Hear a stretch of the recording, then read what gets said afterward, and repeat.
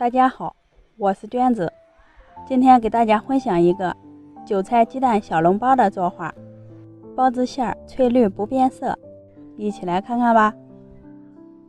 先在盆里倒入400克的面粉，加入3克酵母粉、5克白糖、2克泡打粉、20克猪油，然后用240毫升的温水和面，先把酵母化开，再边倒边搅拌，搅成面絮状以后，下手揉成面团，加猪油蒸出来的包子皮儿雪白光滑，像这样稍软一些的面团，醒花枝2倍大。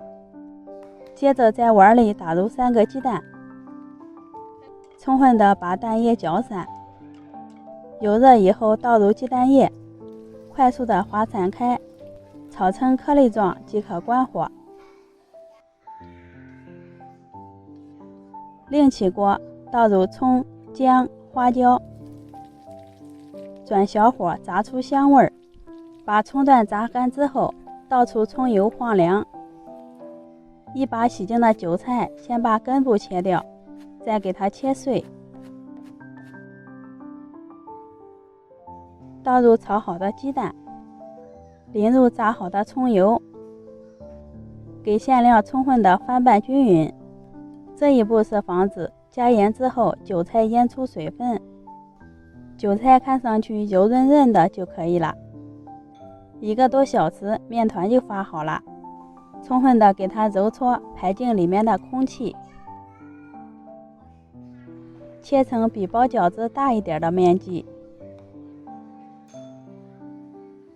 拿一个小面剂擀成一个边缘薄的面皮，接着来调馅，加入适量的盐，充分的给馅料搅拌均匀就可以了，也不用放其他的调料了。拿一张面皮放上韭菜馅料，用自己习惯的手法把口收住，摆放到蒸笼里，中间留点空隙，2次醒花15分钟。托起生胚轻飘飘的，就是醒花好的状态。开大火烧开，水开之后计时，蒸上8分钟。关火以后直接打开锅盖，哇，好香的一股韭菜味儿！装到盘里就可以开动了，咱们的小笼包就做好了。